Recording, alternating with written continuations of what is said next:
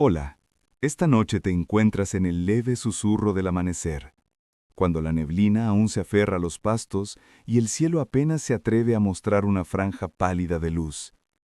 Estás sentado junto al fogón, y mientras tus párpados notan el calor suave de las brasas, ves a la tejedora mapuche inclinarse con una serenidad que solo alguien acostumbrada a empezar antes del sol puede tener. Ella sopla con suavidad sobre las brasas y el humo sube como una señal discreta al universo, casi como si estuviera pidiendo permiso para comenzar el día. Tú, por otro lado, probablemente ni sobrevivirías a este despertar tan temprano. Tu alarma moderna no sabría competir con un gallo que parece haber firmado un contrato para cantar media hora antes de tiempo. Entonces, antes de ponerte cómodo, tómate un momento para dar me gusta y suscribirte, pero solo si realmente te gusta lo que hago. Cuéntame en los comentarios desde dónde escuchas y qué hora es allá donde estás. Siempre es un gusto leer las pequeñas coordenadas del sueño de cada uno. Ahora, apaga las luces y entremos juntos a la travesía de esta noche. La mañana avanza despacio, sin apuros, como si los árboles mismos entendieran que aquí la vida no se corre, sino que se desliza. La tejedora, a quien sigues como si fueras un aprendiz recién llegado, se sirve el primer mate del día, un sorbo tibio que huele a hierba descansada. Te lo ofrece, y cuando lo pruebas, te invade esa mezcla rara de amargura suave y un calor que baja por la garganta como una manta diminuta. Ella no habla mucho en estas horas. La mañana es para escuchar, no para explicar.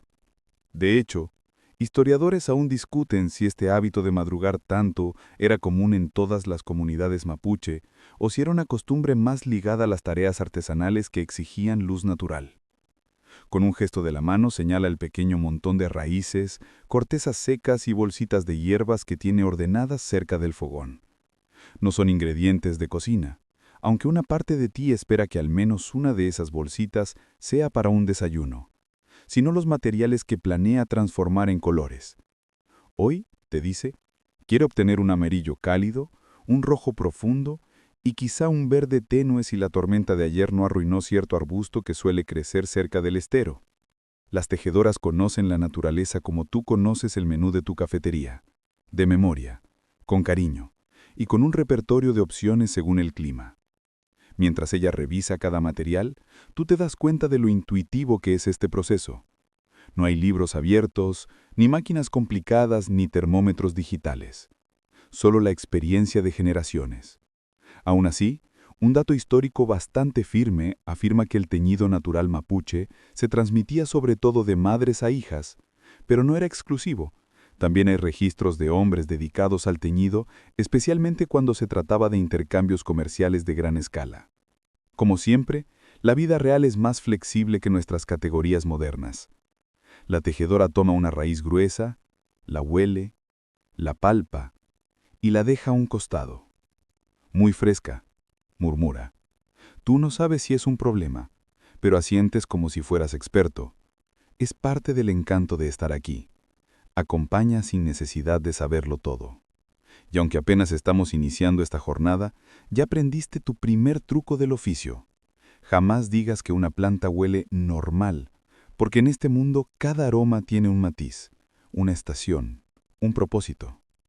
El fogón, alimentado con leña húmeda, crepita con ese sonido tranquilizador que te hace sentir como si estuvieras siendo arrullado desde adentro.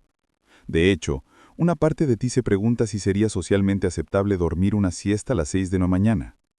Respuesta: probablemente no, pero tampoco serías la primera persona en intentarlo mientras viaja por la historia. La tejedora te ofrece un pequeño cuenco. Dentro hay trozos de madera teñidos de tonos rosados. Esto fue coihue joven, te explica. Un color suave, casi tímido. Lo había preparado días atrás y ahora lo observa con ojo crítico.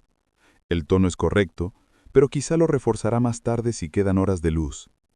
Historiadores aún discuten si estas combinaciones eran puramente estéticas o si ciertos colores tenían asociaciones rituales más profundas. Lo más probable, como suele suceder, es que fuera una mezcla de ambas cosas.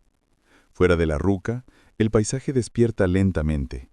Los pájaros comienzan a marcar sus territorios vocales y uno en particular parece decidido a cantar notas que, Sinceramente, desafían toda lógica melódica. Cada sonido se vuelve parte del telón sonoro que acompaña al oficio.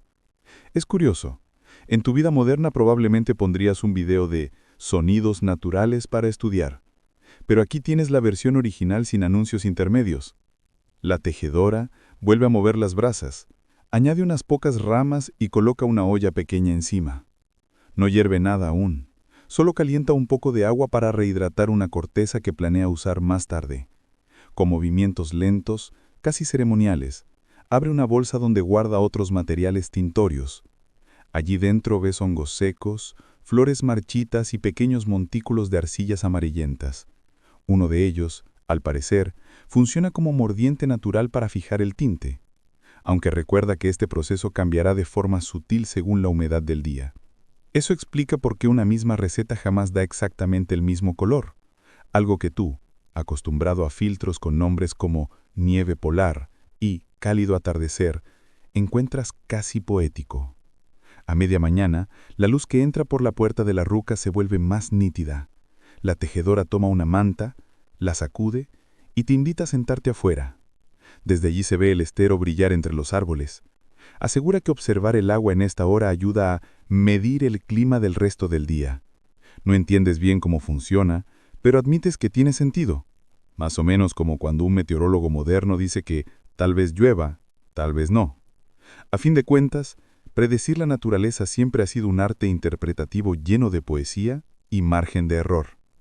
Mientras contemplas el movimiento quieto del agua, notas que la tejedora abre un pequeño cuaderno hecho a mano. No tiene palabras, solo símbolos y líneas. Te explica que es para registrar patrones de color que solo ella entiende. Podría parecer un misterio, pero en realidad es un recordatorio de que el conocimiento artesanal no siempre se guarda en libros. A veces vive en gestos, dibujos o en la memoria afectiva. Un último detalle te hace sonreír. Mientras guarda el cuaderno, escuchas que murmura que, si el mate se lava demasiado rápido, el día va a ser lento. No sabes si es superstición, estadística o poesía doméstica, pero tú decides creerla, porque en este mundo cada pequeña señal parece tener su propio significado. El día apenas comienza y ya estás envuelto en una calma profunda, siguiendo a la tejedora mientras define qué colores quiere convocar hoy. Será una jornada larga, silenciosa, llena de matices. Y tú, aunque no lo admitas en voz alta, estás empezando a sentir que este ritmo pausado te acomoda más de lo que creías. Sales con la tejedora hacia el bosque, mientras el aire todavía guarda ese frescor que despierta la piel sin pedir permiso. Caminan sin prisa, como si cada paso fuera una conversación con la tierra. Ella te indica un sendero estrecho donde la hierba alta roza suavemente los tobillos, y no puedes evitar pensar que aquí un simple paseo matutino se siente más meditativo que cualquier clase de yoga que hayas intentado en tu vida moderna. Eso sí, si esperabas una caminata corta, ya puedes ir ajustando tus expectativas.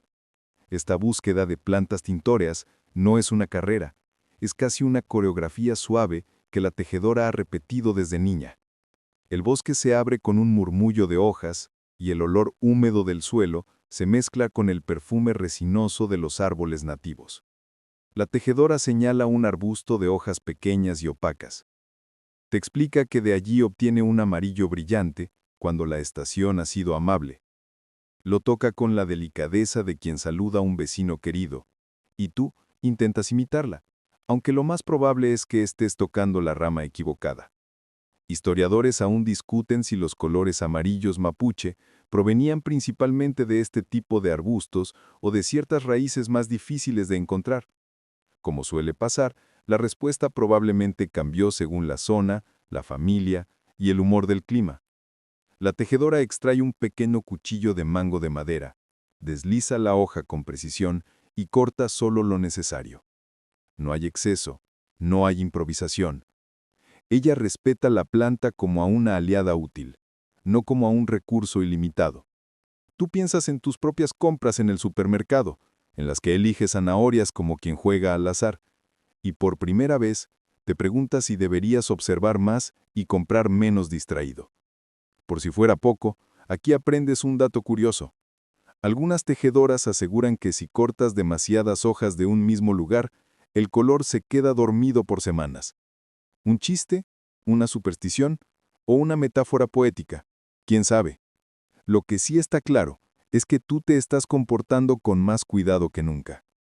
Más adelante encuentran un tipo de hongo oscuro adherido a un tronco húmedo. Ella sonríe y, sin decir mucho, lo recoge con gesto de satisfacción. Explica que de este hongo, secado al sol y molido fino, se puede obtener un tono morado muy particular, casi como la sombra de una nube antes de llover. Este detalle te sorprende, porque en tu cabeza los hongos sirven para sopas, no para teñir fibras. Pero aquí el bosque es una paleta secreta. Las cortezas, las flores, los musgos, todo tiene algún matiz esperando ser liberado. En un claro pequeño, se agacha y señala unas raíces delgadas que sobresalen apenas entre la tierra. Si no te fijas no las ves, te advierte. Están tan bien camufladas que parece injusto arrancarlas del paisaje. Pero ella las toma con una suavidad que casi parece disculpa. Te cuenta que estas raíces pueden dar un rojo profundo si se hierven el tiempo exacto. Ni un minuto más, ni uno menos. Historiadores aún discuten si este rojo intenso estaba reservado para prendas ceremoniales o si se usaba de manera cotidiana.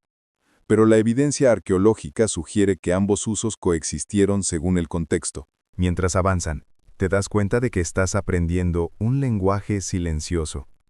No un idioma de palabras, sino uno de colores en potencia.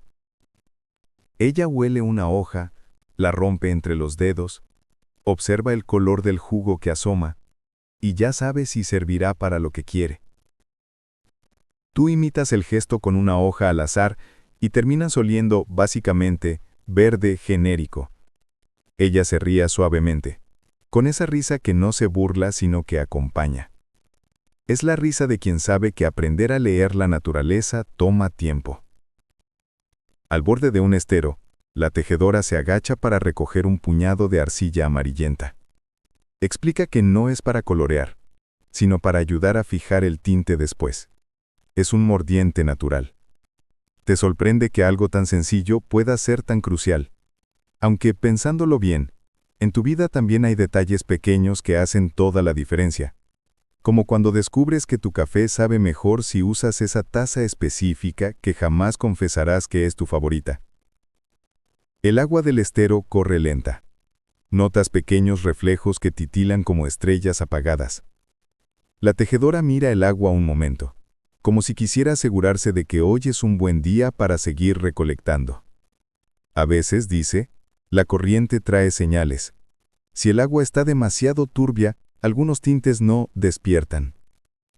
Tú miras el estero, que para ti se ve simplemente como agua, pero decides asentir. Porque ya estás descubriendo que en este mundo las sutilezas importan. Además, no quieres ser la persona que declara que todo se ve igual, mientras está literalmente en medio de un bosque lleno de matices. Más adelante encuentran una flor pequeña, casi insignificante, de un color blanco apagado. Ella la recoge y explica que solo en ciertas épocas del año, cuando está fresca, puede dar un verde suave, el tipo de verde que parece es susurro. Si la flor está pasada, no da nada. 0. Una decepción botánica completa. Bromea diciendo que estas flores son como la señal de Wi-Fi. A veces funcionan, a veces no, y nadie sabe por qué. Un dato curioso. Algunas tejedoras antiguas creían que esta flor escondía un espíritu juguetón, que solo trabajaba cuando quería. Historiadores aún discuten si esto era un mito extendido o una ocurrencia local, pero tú ya estás completamente a favor de culpar al espíritu travieso. El sol comienza a filtrarse entre las ramas altas en haces finos. El bosque entero parece haber cambiado de tono, como si alguien hubiera subido suavemente la saturación del mundo. La tejedora mira su canasta. Ya tiene raíces rojas, cortezas amarillas, hongos morados y hojas que prometen tonos verdes. Tú cargas una segunda canasta, que pesa más de lo que admites. Ella te agradece sin palabras, solo con un gesto leve de cabeza. Y tú, aunque empiezas a sospechar que tu brazo sentirá esto mañana, te sientes extrañamente orgulloso. Mientras regresan, Hoy es tu segundo chiste interno del día. Quizá debería abrir una tienda de tintes naturales si supiera distinguir una raíz de una lombriz. Porque sí, hace poco casi recogiste un pedazo de tierra que evidentemente se movió. Ella lo notó y fingió no haber visto tu error, lo cual agradeces profundamente. El camino de regreso es más rápido, aunque no por prisa, sino porque ambos ya llevan lo que necesitan. El sol avanza, el bosque se aclara y tú te das cuenta de que esta búsqueda silenciosa ha sido más relajante que muchas meditaciones guiadas. La tejedora camina adelante, con paso seguro, llevando en su canasta los colores del día entero. Y lo mejor es que apenas han recolectado los ingredientes. Lo realmente mágico está por comenzar. De regreso en la ruca, la luz del mediodía se cuela por las rendijas del techo, como hilos dorados que ya presagian la transformación que vivirá la lana. La tejedora deja las canastas junto al fogón, y tú, todavía sintiendo en los brazos el peso de las plantas tintóreas, piensas que quizá levantarse estas podría considerarse un ejercicio completo, versión artesanal. Ella se arrodilla en silencio y extiende una manta limpia donde colocará la lana recién esquilada que espera desde temprano, suave y promisoria como una nube domesticada. La lana, aún con un ligero olor a pasto y lluvia, necesita primero ser lavada. La tejedora te invita a acompañarla al arroyo cercano. Mientras caminan, el murmullo del agua se va haciendo más fuerte, mezclándose con el canto persistente de algún pájaro, que, sinceramente, parece empeñado en practicar escalas musicales sin haber tomado clases previas. Tú sonríes. En este lugar incluso los errores sonoros suenan tranquilos. Al llegar al arroyo, ella sumerge la lana con una delicadeza que sorprende. No la restriega como tú harías con una camiseta manchada de café, sino que la mece suavemente bajo el agua, como si estuviera calmando a un animal pequeño. Te explica que la lana se lava con movimientos lentos. Si la agitas demasiado, se enreda, se afieltra, se endurece. Básicamente se transforma en tu peor pesadilla textil. Historiadores aún discuten si las comunidades mapuche utilizaban hierbas específicas para lavar la lana o si simplemente confiaban en el agua limpia de los esteros. Algunos testimonios orales mencionan ciertas hojas aromáticas, pero la evidencia es tan esquiva como una oveja con ganas de correr. Mientras ella enjuaga la lana, tú intentas imitarla. Haces todo con extremo cuidado, como si la fibra fuera un secreto de familia. Pero pronto descubres tu primer problema. La lana se te escapa entre los dedos. Sí, literalmente. Es un material resbaladizo cuando está mojado, y tú casi la ves flotar lejos. Ella suelta una risa pequeña, de esas que no juzgan, solo acompañan. Te ayuda a recuperarla y te recuerda que la firmeza aquí es más mental que muscular. Tú asientes con una seriedad exagerada, como si estuvieras tomando nota para un examen. La lana limpia se deja escurrir al sol, extendida sobre unas ramas que hacen de secador improvisado. El aroma a humedad comienza a disiparse, dejando un olor más suave, casi dulce. Te sorprende lo rápido que cambia, como si la lana fuera sensible hasta en su estado de reposo. Mientras tanto, la tejedora saca los cardadores, 2 tablas de madera pequeñas con dientes metálicos, cuyo propósito es desenredar y alinear las fibras. Tú observas con atención cómo ella pasa la lana entre ambas con movimientos rítmicos, constantes, paciente como la marea. El cardado, aunque parece simple, es casi un arte meditativo. Cada pasada separa hebras diminutas, las airea, las deja mullidas. Tú recibes tu turno y descubres que cardar lana es un ejercicio que requiere más muñeca que fuerza. En cuanto presionas demasiado, la lana se compacta. Si presionas muy poco, se escapa. Después de 2 intentos fallidos, 3 chistes internos y un suspiro pesado, logras una pasada decente. Ella te mira con orgullo, como quien observa a un aprendiz por fin entender algo que no se explica con palabras. Mientras trabajan, la tejedora te cuenta un dato curioso. Algunas familias antiguas guardaban cierta lana sin teñir para usos especiales, como mantas que acompañaban a recién nacidos o a personas enfermas. Se decía que los colores naturales protegían, o al menos acompañaban.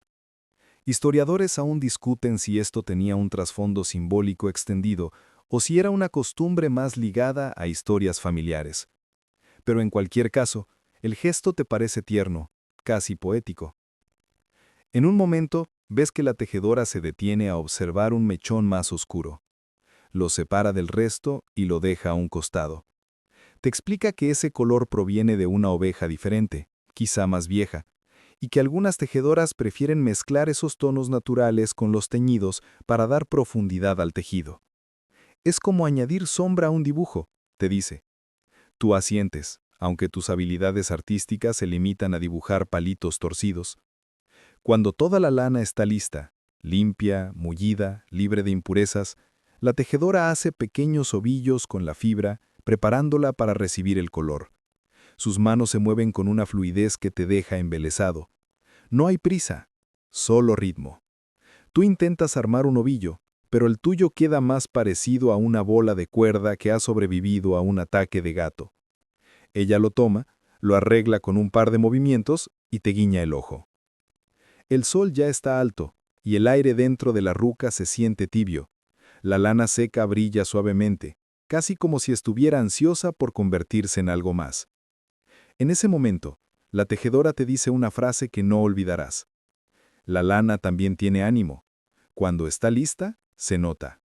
Y aunque no estás seguro de entender completamente lo que quiere decir, notas que sí, la fibra parece tener una vitalidad tranquila, como un suspiro contenido. En un rincón de la ruca, un pequeño cesto guarda restos de lanas de otros días, colores amarillos, rojos, cafés, incluso un azul muy tenue. Te acercas y las observas con curiosidad. Algunas huelen a hierbas, otras a humo. Cada una de ellas guarda la historia del día en que fueron teñidas, quizá incluso la memoria del clima, del fuego, del agua. Es un archivo sensorial que ninguna computadora podría reproducir con exactitud. Justo cuando estás a punto de preguntar cómo sabrá ella cuánta lana teñirá hoy, ella toma los ovillos preparados y los ordena por tamaño. Te explica que según la cantidad de fibra y la intensidad de color que quiera obtener, ajustará el tiempo de hervor. No hay reglas exactas, solo paciencia.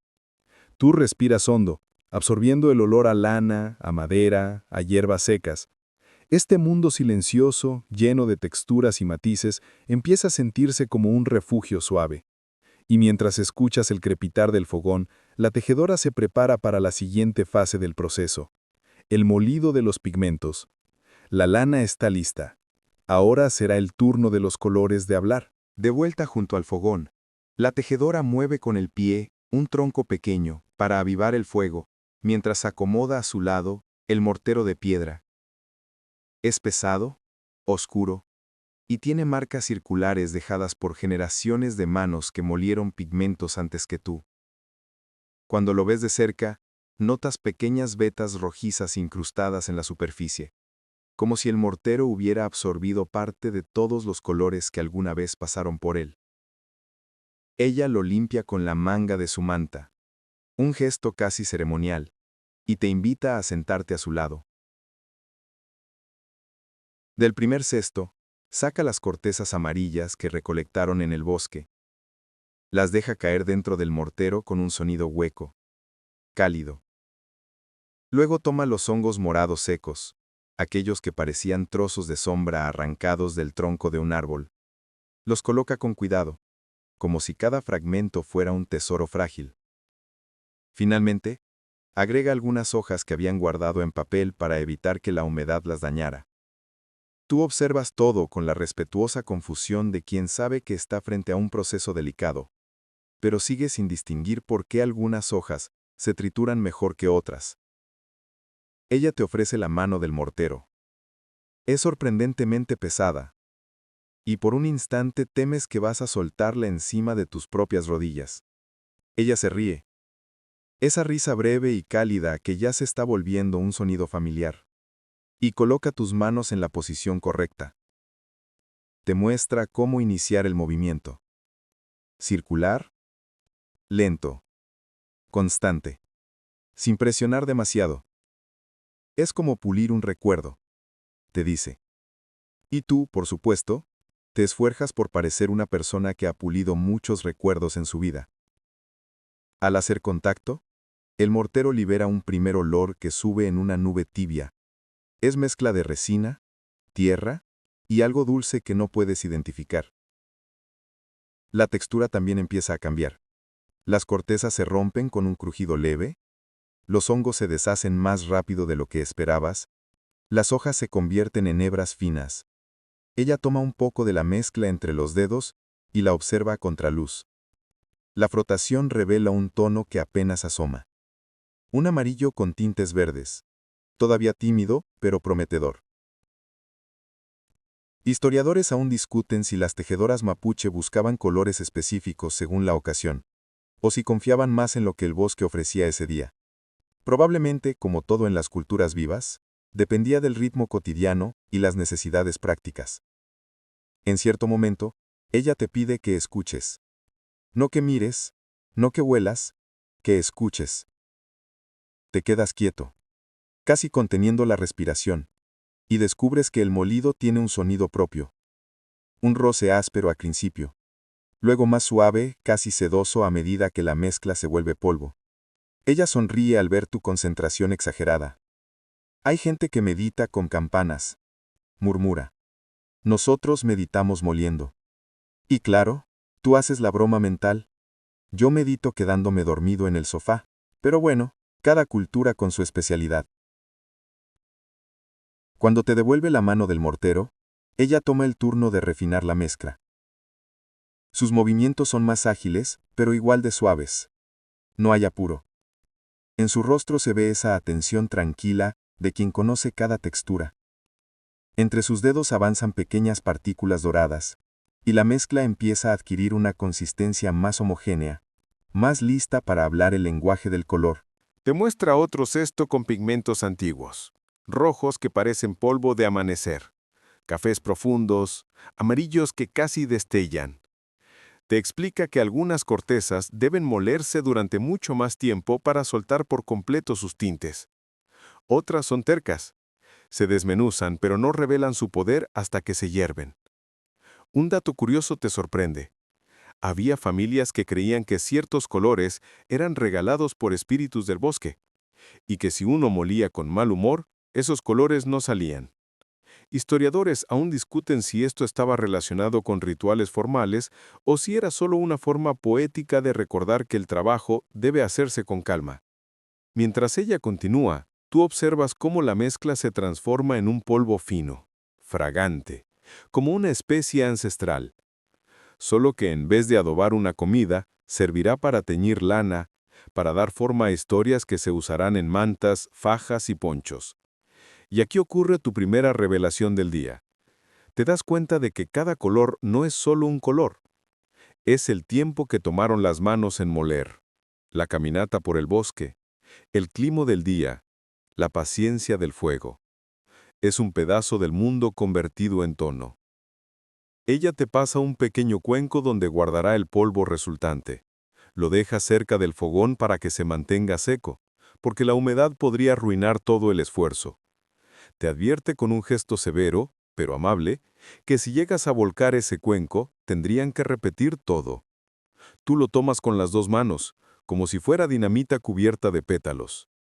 Cuando ya han terminado con los pigmentos amarillos, pasan al rojo. Este requiere raíces más duras y al molerlas sientes cómo vibran bajo la piedra. La tejedora te explica que este rojo es especialmente apreciado porque conserva su intensidad incluso después de muchos lavados. Un dato histórico afirma que los textiles mapuche teñidos con ciertos rojos eran valorados en intercambios comerciales a larga distancia, llegando incluso a regiones andinas. Te sorprende imaginar que un color nacido en este pequeño mortero haya viajado tan lejos. El sonido del molido vuelve a ser diferente, más profundo, más crujiente. Tú, que ya estás entrando en el espíritu del proceso, te descubres disfrutando de ese ritmo monótono. Incluso te atreves a hacer un chiste suave. Creo que ya entiendo por qué algunos dicen que moler calma la mente. No te deja energía para pensar en nada más. Ella ríe, y esa pequeña risa hace que valga la pena el esfuerzo. Cuando terminan, ambos tienen las manos teñidas de tonos rojizos y amarillos, como si estuvieran jugando con pinturas naturales. Ella observa tus dedos y te dice que algunos colores tardan días en desaparecer de la piel. Tú finges preocupación, preguntando si eso significa que podrás reclamar oficialmente que el bosque te pintó. Ella asiente con un humor suave. ¿Podrás decir que te eligió?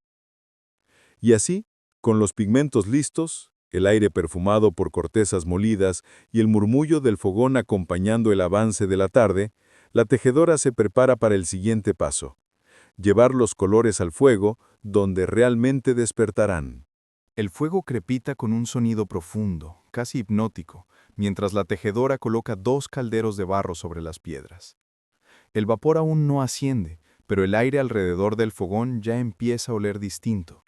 Una mezcla de humedad tibia, resina suave y ese toque de leña que se adhiere a la ropa como un saludo persistente. Tú te sientas cerca, intentando no acercarte demasiado. Sigues traumatizado por aquella vez que calentaste agua y te salpicó justo en el dedo más sensible, pero lo suficiente como para sentir la energía del fuego. La tejedora toma el primer caldero y lo llena con agua que guardaba en un cántaro. El líquido cae espeso, casi silencioso. Luego toma el cuenco con el polvo amarillo que molieron hace un rato. Lo observa un instante, como si consultara con el color mismo si está listo para entrar en la danza del calor. Finalmente, lo vierte con un movimiento lento, y el agua se tiñe apenas, como si el pigmento necesitara ofrecer un saludo inicial antes de revelarse por completo. Ahora es cuestión de tiempo, murmura. ¿Y tú, que has aprendido que tiempo en este mundo no significa cronómetro exacto, te acomodas mentalmente para una espera larga? Mientras la mezcla se calienta, el olor cambia. Hay un aroma leñoso, dulce, con un fondo verde que te recuerda vagamente a alguna infusión que probaste una vez, quizá demasiado amarga para tu gusto moderno. El vapor empieza a elevarse y tú lo sigues con la mirada, notando cómo la luz lo atraviesa y crea pequeños remolinos que parecen bailar en cámara lenta. Historiadores aún discuten si las tejedoras mapuche elegían ciertos momentos del día para calentar los tintes, basándose en creencias sobre la luz o la temperatura. Lo cierto es que cada tejedora tiene su propio ritmo, y en este caso, la tarde empieza a pintar el mundo con tonos más cálidos, perfectos para esta tarea. La tejedora revisa el segundo caldero donde verterá el pigmento rojo. Cuando inclina el cuenco, notas que el polvo cae como arena teñida de amanecer. Aquí el cambio es inmediato. El agua se torna oscura, casi vino, apenas unos segundos después de tocar el calor. Ella sonríe, como si este rojo fuera un viejo amigo que no decepciona. Algunos colores son confiables, dice. Otros necesitan que les hables. No pregunta si está bromeando o si habla en serio. Aquí cualquier respuesta podría ser válida. La mezcla burbujea suavemente, no un hervor agresivo, sino un movimiento contenido, como un latido. Ella toma una cucharilla de madera y revuelve con movimientos circulares, asegurándose de que los pigmentos se suelten por completo.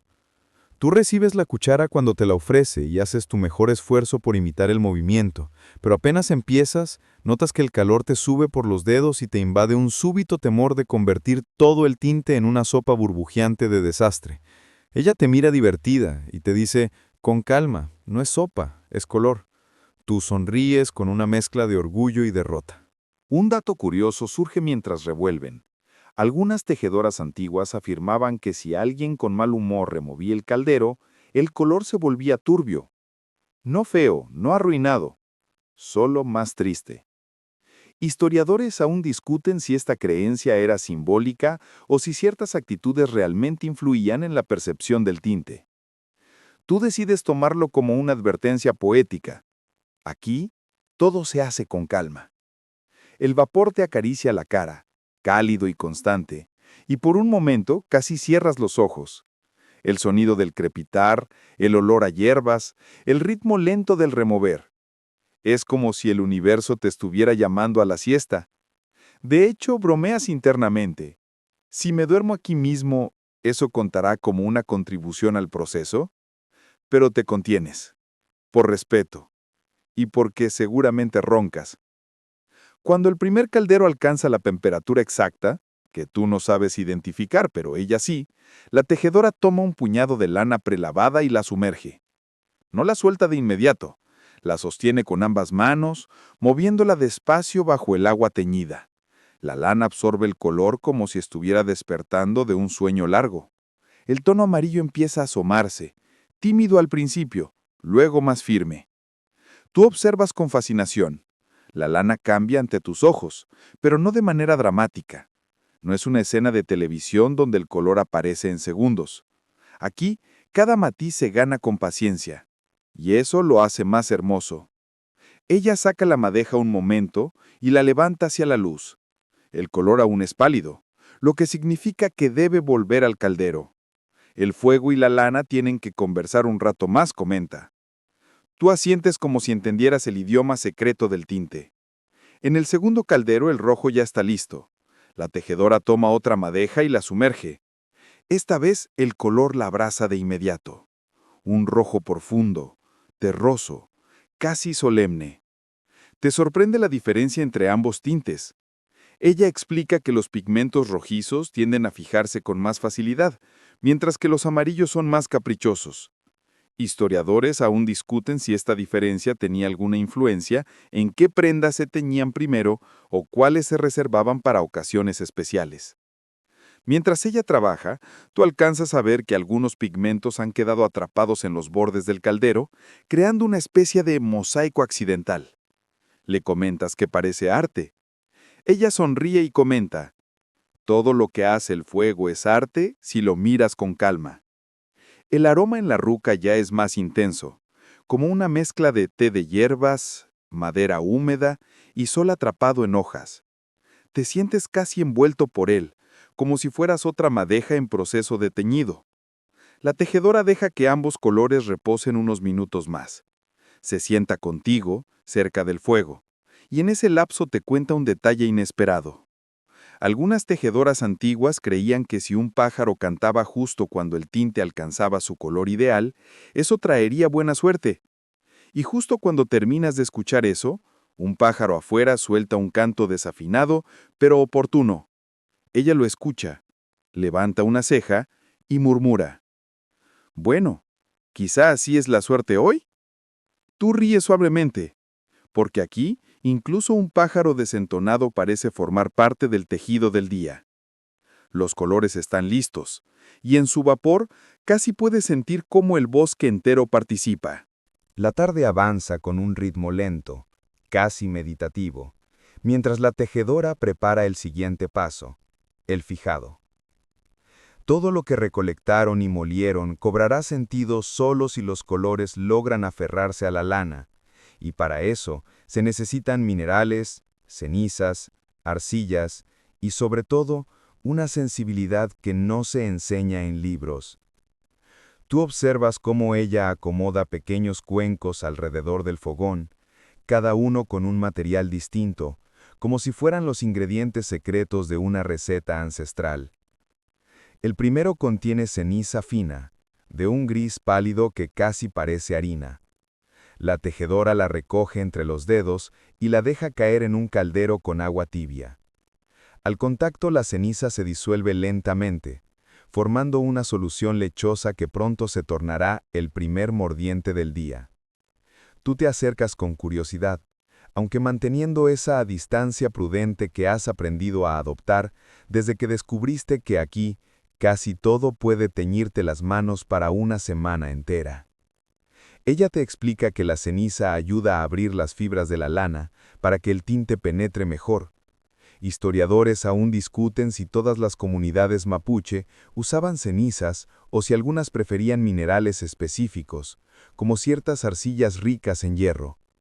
Lo que sí se sabe con certeza es que la elección del mordiente determinaba la intensidad y la duración del color. Es como si cada ingrediente negociara su propio contrato con la fibra. Con un gesto sereno, la tejedora toma un pequeño trozo de piedra ferruginosa, un color rojizo apagado, y la golpea suavemente contra otra roca hasta obtener polvo. Lo mezcla con agua y crea una pasta espesa, que según te explica, dará fuerza a los colores rojos si se usa en proporción correcta.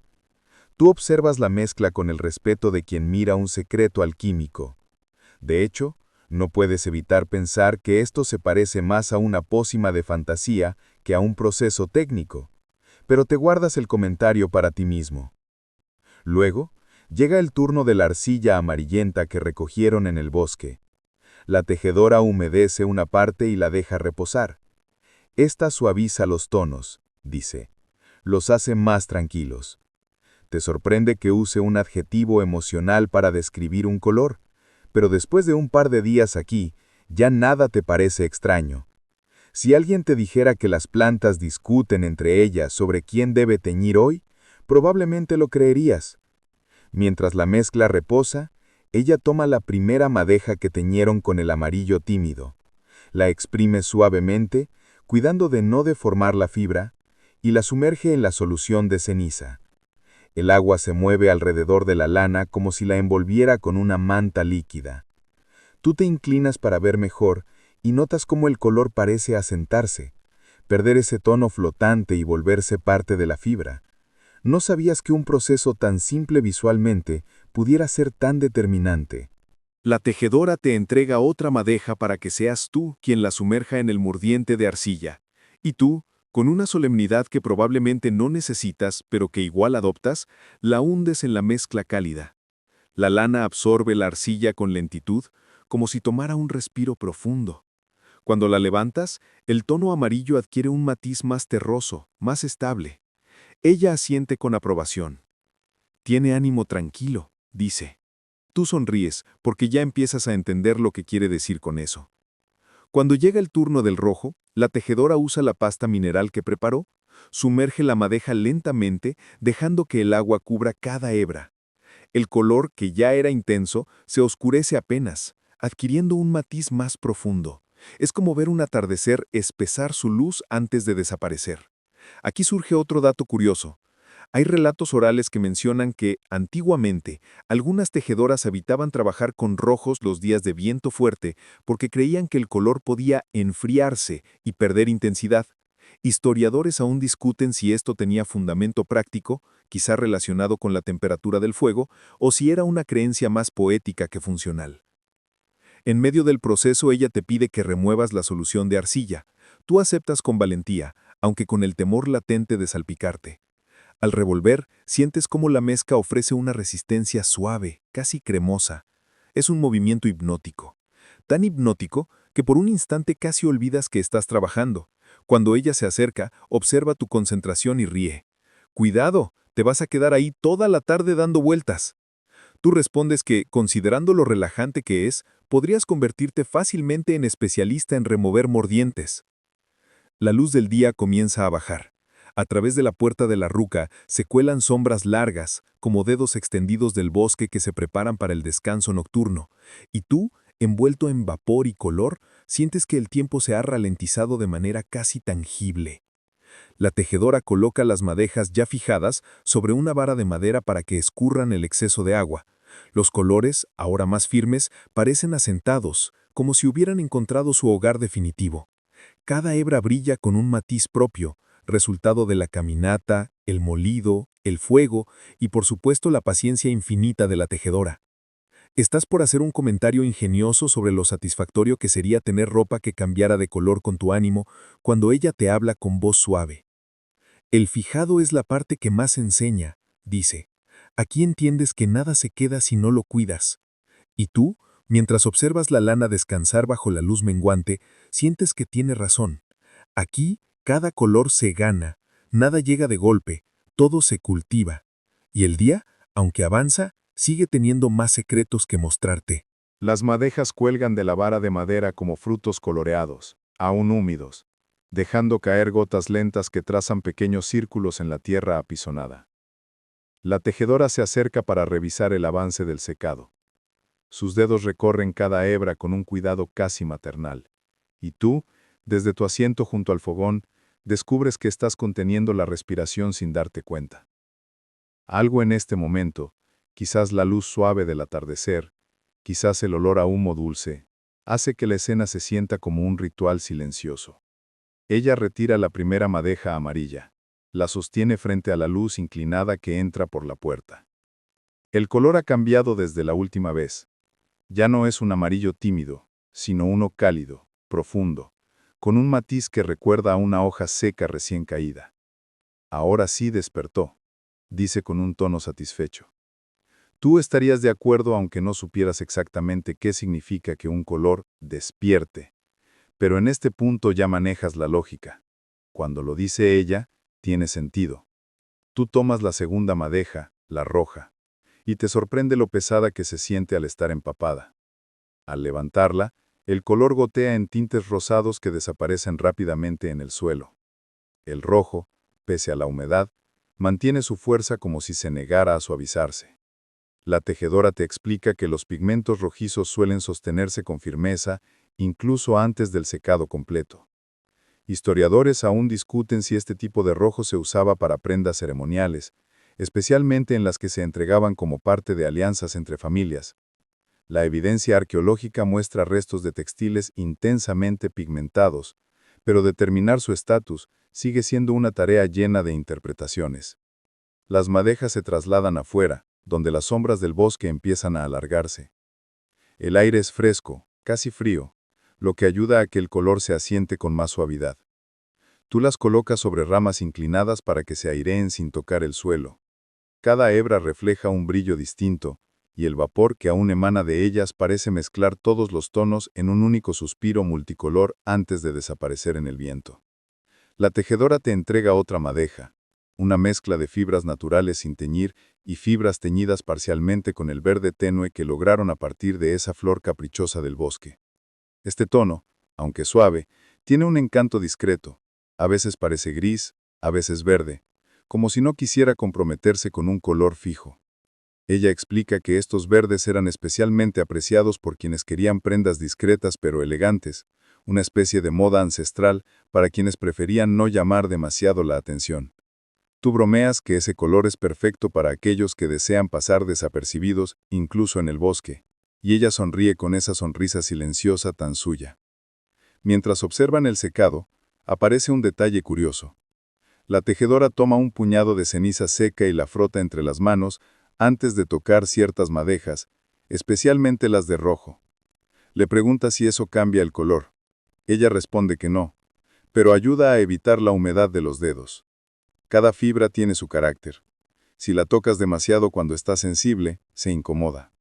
Tú haces una pausa, procesando la idea de fibras sensibles, y luego aceptas que en este mundo cualquier cosa puede tener carácter, incluso la lana. Ella se sienta en un tronco mientras tú revisas las madejas colgadas. El sol se esconde entre los robles y coigües, proyectando una luz casi dorada sobre todo. Esa luz revela detalles finos en cada hebra, pequeñas variaciones de tono, sombras que acentúan la profundidad del color, destellos que parecen polvo de oro atrapado silenciosamente. Es una belleza sencilla, pero también precisa. Te das cuenta de que en tu vida moderna rara vez has visto un color vivo. Estás acostumbrado a colores digitales, planos, definidos por códigos RGB perfectos. Aquí, en cambio, los tonos respiran. Cambian con la luz, con la humedad, con el ángulo. Son colores que existen de verdad, no solo en pantallas. Mientras sigues contemplando, la tejedora murmura un detalle inesperado. Algunas tejedoras antiguas creían que si mirabas demasiado un color recién hecho, sin haber participado en su creación, el color se retraía, como si se pusiera tímido.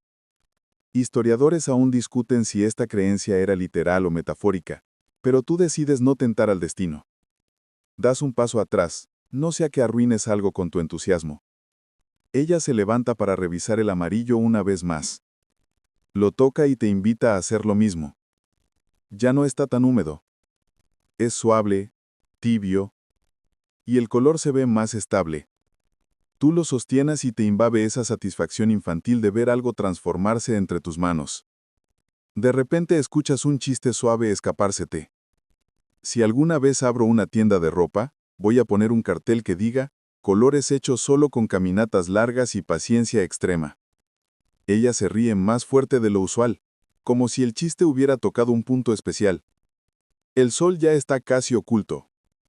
La tejedora recoge las madejas más avanzadas y las guarda en una cesta forrada con manta limpia. Para que no tomen frío, dice. Y aunque sabes que es una metáfora, una parte de ti quiere envolverlas tú mismo. como quien protege un pequeño tesoro. El aire nocturno empieza a moverse entre los árboles. El color está listo. Las fibras descansan. Y ahora, finalmente, el telar las espera. La luz del amanecer siguiente entra en la ruca como un susurro, apenas insinuando su presencia mientras la tejedora prepara el espacio donde armará su telar. Tú te acercas con la misma reverencia que tendrías al entrar a una biblioteca antigua. No es un instrumento cualquiera, es el corazón silencioso de su arte. Dos postes verticales, firmes pero gastados, se alzan como guardianes de tantas historias tejidas antes. Las cuerdas tensas, los palos transversales, cada nudo, todo parece estar colocado con un propósito claro, aunque tú apenas estás empezando a entenderlo. La tejedora extiende una manta en el piso y coloca sobre ella las madejas teñidas el día anterior. Los colores reposan, más vivos ahora que han pasado la noche protegidos del frío. El amarillo tiene un brillo cálido, el rojo es profundo como una brasa cubierta, y el verde tenue parece haber adoptado un carácter más seguro, como si finalmente hubiese decidido no desaparecer. Ella se arrodilla frente al telar y toca la madera con la punta de los dedos. Ese gesto, casi ritual, te sorprende. Luego levanta la mirada y dice, «El telar tiene memoria». Es una frase breve que abre un universo de ideas. Y aunque tú no logras descifrarlo del todo, intuyes que aquí la memoria no es solo una cosa mental, vive en la madera, en las fibras, en el ritmo de las manos. Ella comienza a tensar los hilos de urdimbre, los verticales, y te das cuenta de que este paso exige una precisión absoluta. Cada hilo debe estar recto, parejo, sin nudos innecesarios.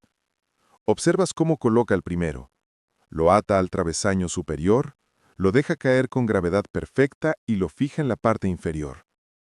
Lo repite una y otra vez hasta formar una cortina ordenada de hilos blancos. Intentas ayudar. Tomas un hilo con cuidado, lo guías hacia arriba y descubres que es más difícil de lo que ella lo hace parecer. El hilo se tuerce, se curva, parece tener voluntad propia. Ella te observa, sonríe con paciencia y te muestra cómo sostenerlo con una tensión suave pero constante. Los hilos sienten cuando dudas, comenta. Y tú, sorprendentemente, decides creerle. Mientras trabajan, ella comparte un dato histórico. Algunos telares mapuche podían ajustarse para hacer piezas largas que se usaban como mantos ceremoniales o incluso como prendas de prestigio. Los viajeros del siglo XIX describieron textiles tan finos que parecían hechos con herramientas más complejas que las reales. Y aquí viene el detalle curioso. Ciertos telaristas decían que los mejores tejidos eran aquellos que se hacían en silencio absoluto, como si el ruido interfiriera con el espíritu del telar. Historiadores aún discuten si esto era una regla o una costumbre personal, pero tú ya te estás acostumbrando a que el silencio aquí es tan importante como los materiales. El sol sube un poco más, iluminando la madera del telar.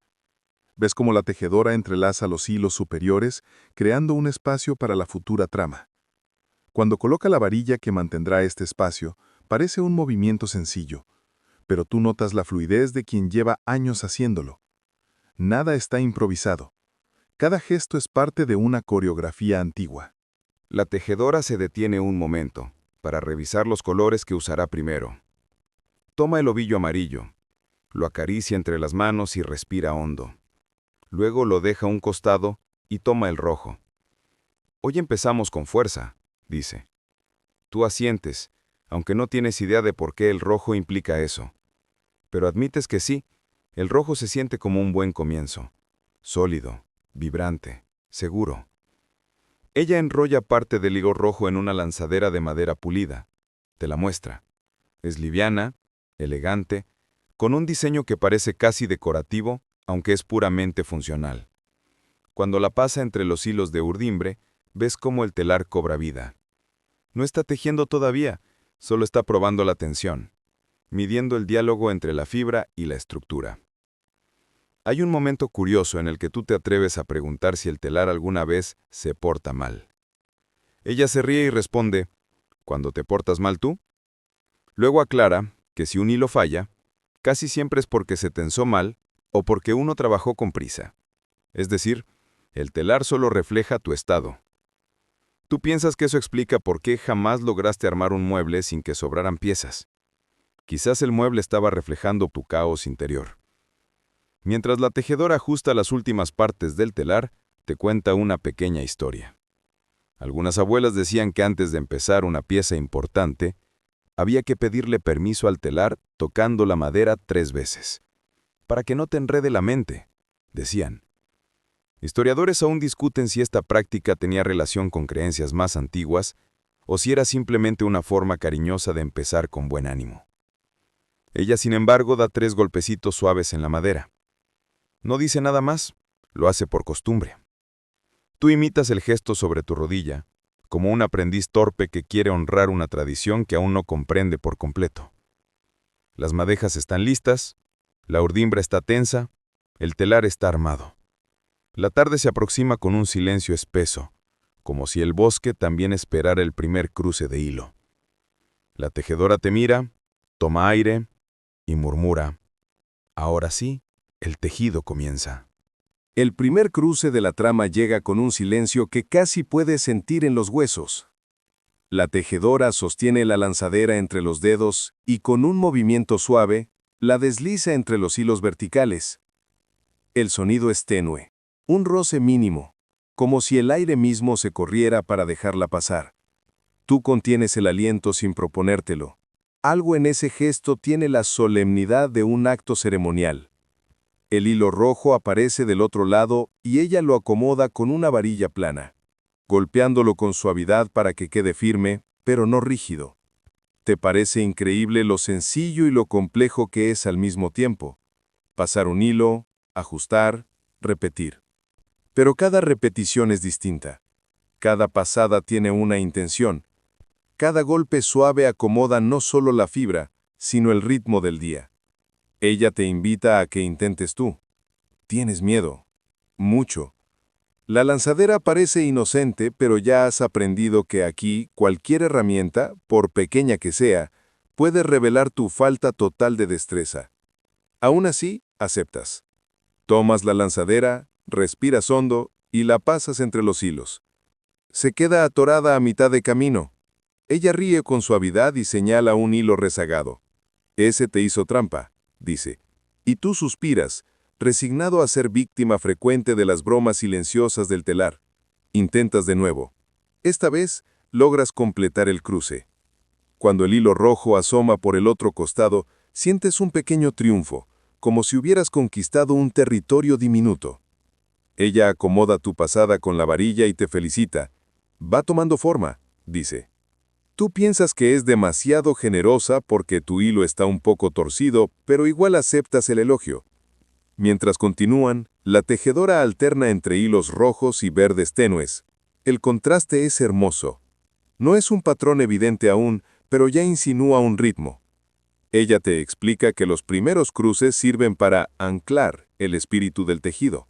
No pregunta si lo entiendes, solo lo afirma, porque en este oficio algunas cosas no se explican, se sienten. En un momento, mientras acomoda otra pasada, menciona un dato histórico. Ciertos tejidos mapuche antiguos presentan patrones tan simétricos que algunos arqueólogos han sugerido que debían planearse con dibujos previos. Sin embargo, las propias tejedoras dicen que muchas veces el diseño surge en el proceso, guiado por la combinación del color, la tensión del telar y el estado del corazón ese día. Historiadores aún discuten hasta qué punto los patrones se visualizaban antes de comenzar, pero una parte de ti cree que la verdad está justo en medio. Un esbozo interno, que luego se deja moldear por el momento. Te sientas a su lado para observar cada movimiento. Hay algo casi terapéutico en la repetición. Pasar la lanzadera, tensar el hilo, acomodar, avanzar. La tejedora se mueve como si cada gesto fuera un susurro. En cierto punto, te das cuenta de que el ritmo del tejido coincide con tu respiración. Y eso te tranquiliza más de lo que estarías dispuesto a admitir. De repente, ella hace una pausa. Mira el borde del telar y frunce el ceño. Te acercas con preocupación, como si el telar fuese una criatura herida.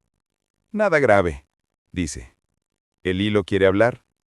Tú estás a punto de decir que no sabías que los hilos tenían opiniones, pero ella ya está ajustando un pequeño nudo que se había formado cerca del borde. Te explica que los primeros cruces suelen revelar imperfecciones. Hilos demasiado tensos, fibras que quedaron torcidas, colores que necesitan un pequeño ajuste de ánimo. Aquí llega un detalle curioso. Algunas tejedoras antiguas decían que si no corregías esos pequeños errores desde el principio, el tejido recordaría esa tensión y la repetiría más adelante. Historiadores aún discuten si esto era una forma metafórica de hablar de la importancia del comienzo, o si había un fundamento técnico en cómo la urdimbre transmitía tensiones a lo largo de toda la pieza. Sea como sea, tú decides que tiene sentido. Todo lo que empieza desordenado acaba pidiendo más trabajo después, como ese cajón de tu casa donde guardas lo que no sabes dónde va. Una vez corregido el problema, el tejido avanza mejor. El rojo inicia pequeñas franjas. El verde suave crea líneas sutiles entre ellas. Tú alcanzas a notar un patrón, aunque aún no sabes qué representa. Ella tampoco te lo dice. Prefiere que lo descubras a medida que avanza. El tejido habla lento, comenta. No todo se revela al inicio. Tú piensas en tu propio ritmo, tan acostumbrado a resultados inmediatos, y te das cuenta de que este proceso te obliga a renunciar a esa ansiedad. Aquí, apurarse no acelera nada. Al contrario, arruina. En uno de los descansos breves, compartes un chiste suave. Creo que si tuviera un telar en casa, acabaría pasando hilos cada 5 minutos solo para relajarme. Ella ríe. ¿O acabarías peleándote con él? Responde. Y tiene razón. Tú sabes perfectamente que te frustrarías cuando un hilo decidiera enredarse porque sí. La tarde avanza. La luz entra de costado por la puerta de la ruca y acaricia el tejido creciente. En esa luz, ves algo hermoso. El primer tramo terminado. Firme, ordenado, lleno de intención. ¿Y tú, que hace unos días apenas podías distinguir una raíz de un pedazo de tierra húmeda, ahora estás participando, aunque sea torpemente, en la creación de un textil que guarda el bosque en sus colores? El tejido sigue su curso. Y tú sigues aprendiendo a escucharlo. La luz de la mañana entra oblicua, dibujando líneas doradas sobre el telar, mientras la tejedora retoma el trabajo. Tú te sientas a su lado, ya más confiado, aunque con esa prudencia recién adquirida que uno desarrolla cuando sabe que cualquier hilo mal colocado puede desordenar media jornada. Ella toma el ovillo rojo, lo desenrolla un poco, y tú notas que ahora los colores del tejido comienzan a insinuar figuras geométricas. No son claras todavía, pero ya se adivinan pequeñas diagonales, triángulos tímidos, líneas que parecen buscar su lugar. «Hoy empezaremos a escribir», dice ella. Te quedas en silencio, porque no sabes si se refiere a un patrón, a una historia o ambas cosas. En un telar mapuche, los símbolos no son simples adornos, son piezas de memoria. Muchos representan elementos del entorno, montañas, ríos, caminos, estrellas, y otros hablan de relaciones familiares, ciclos de vida o agradecimientos. Y como te explica con tono suave, también existen figuras que cruzan generaciones sin que nadie recuerde ya su significado exacto. Pero si han sobrevivido, es porque algo dicen, afirma. Ella comienza a trazar un patrón con triángulos pequeños. Cada triángulo apunta hacia arriba. Peuma, murmura. El sueño. Te sorprende que un conjunto de líneas pueda significar algo tan íntimo, pero conforme avanza lo entiendes. La repetición, la simetría, la intención, todo crea un ritmo que sí se siente onírico. Te comenta un dato histórico. En algunos textiles antiguos se han encontrado patrones que parecen registrar rutas de viaje o cambios de temporada. Algunos arqueólogos sugieren que ciertos diseños eran mapas estilizados. Historiadores aún discuten si estos mapas tejidos tenían un valor práctico o ritual. La tejedora, sin pretender resolver el debate, comenta simplemente: todo lo que uno vive se puede tejer, aunque el mundo no lo entienda. Mientras sigues mirando el telar, ella pasa a otro motivo. Rombos alineados. Pero no son rombos perfectos. Cada uno tiene un pequeño quiebre en un costado. Te explica que se llaman nimin y que, según algunas personas, representan el ojo atento, el que observa lo que se mueve en los bordes del mundo. Otras tejedoras dicen que es solo un diseño bonito. Un detalle curioso. Hay familias que insisten en que si un rombo sale demasiado perfecto, se debe romper a propósito, porque nada en la vida es completamente simétrico. Tú lo piensas y sonríes. Nada más cierto. Ni tus cejas, ni tus horarios, ni tus intentos de cocinar arroz. Te deja intentar replicar uno de estos rombos. Te entrega la lanzadera, te guía los dedos y te pide que pienses en una forma precisa antes de empezar. Tú respiras como si fueras a realizar una cirugía menor. Pasas el hilo rojo, ajustas, vuelves a pasar el hilo verde, ajustas de nuevo. Te toma tiempo, te sudan las manos, y cuando terminaste tu rombo queda romboish. Ella lo observa y sonríe. Tiene carácter. Tú decides aceptar eso como un cumplido. Mientras trabajan, la tejedora te cuenta un detalle más íntimo. Algunas figuras solo se tejen para ciertas personas. Motivos que no son secretos, pero tampoco se comparten sin razón. Hay símbolos que solo entienden quienes los reciben, dice. Y si no entienden, igual sienten. Te preguntas si eso no es lo que pasa también con ciertas canciones, ciertos lugares, ciertos recuerdos. No se explican, se sienten. El patrón crece, y tú notas que los colores parecen multiplicarse. El rojo ahora, junto al verde tenue, crea sombras cálidas. El amarillo, usado con discreción, ilumina pequeños bordes. Te das cuenta de que nada está puesto al azar. Cada color se alterna con una intención casi musical. Es una composición más que un tejido. Un pequeño ruido afuera interrumpe el momento. Es un perro delgado, vetusto, que se asoma por la puerta con la expresión de alguien que sinceramente no esperaba encontrarse con trabajo tan temprano. Tú lo saludas. Él bosteza. La tejedora le hace una seña cariñosa y el perro se acomoda en la entrada, como un guardián somnoliento. Tú haces un chiste. Parece que su símbolo en el telar sería una espiral, porque vive girando para acostarse. Ella ríe suavemente. Retoma el trabajo y te señala el centro del diseño. Aquí va un metahue, dice, refiriéndose a una forma estilizada que representa una jarra ceremonial. Lo dibuja con hilos oscuros y contornos ligeros. Te explica que simboliza abundancia, pero no en el sentido de riqueza material, sino abundancia de tiempo, de compañía, de historias. Tú piensas que, si eso fuera cierto, hoy sí que están tejiendo abundancia. Cuando el diseño queda claro, ella se aparta un poco y te invita a observarlo desde lejos. Te pones de pie, das un par de pasos y lo ves. Los símbolos que parecían dispersos cobran estructura. Los triángulos sueño se alinean como estrellas. Los rombos vigilantes crean caminos diagonales, y el metahue se alza en el centro como un pequeño corazón geométrico. Ahora empieza a hablar, murmura. Y tú lo escuchas, no con los oídos, con la mirada, con la respiración, con esa parte suave del pensamiento que aparece solo cuando la mente anda lenta.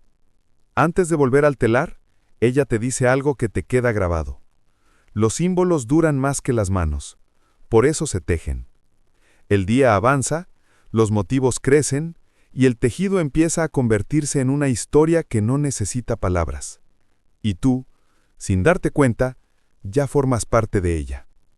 La mañana avanza, y mientras la luz se asienta con suavidad sobre el tejido que crece, escuchas un sonido particular. Pasos, no apresurados, que se acercan desde el bosque. La tejedora levanta la vista antes que tú, ya sabe quién es. Un momento después, aparecen dos mujeres, una mayor, otra más joven, cargando pequeñas bolsas de lana y tintes. No hacen anuncio alguno, simplemente entran en la ruca como quien entra a un lugar familiar, como quien entra a una cocina donde siempre es bienvenido sin tocar la puerta. Trafkintue, dice la tejedora con una sonrisa. Tú me entiendes de inmediato, pero pronto descubres que es algo así como un espacio de intercambio, no un mercado formal, sino un encuentro de tejedoras donde se comparten hilos, colores, historias y paciencia. Ellas se sientan en silencio suave, acomodando sus materiales como si el lugar las hubiera estado esperando. Tú sientes que el aire mismo cambia, volviéndose más cálido y animado, aunque todos sigan hablando en voz baja.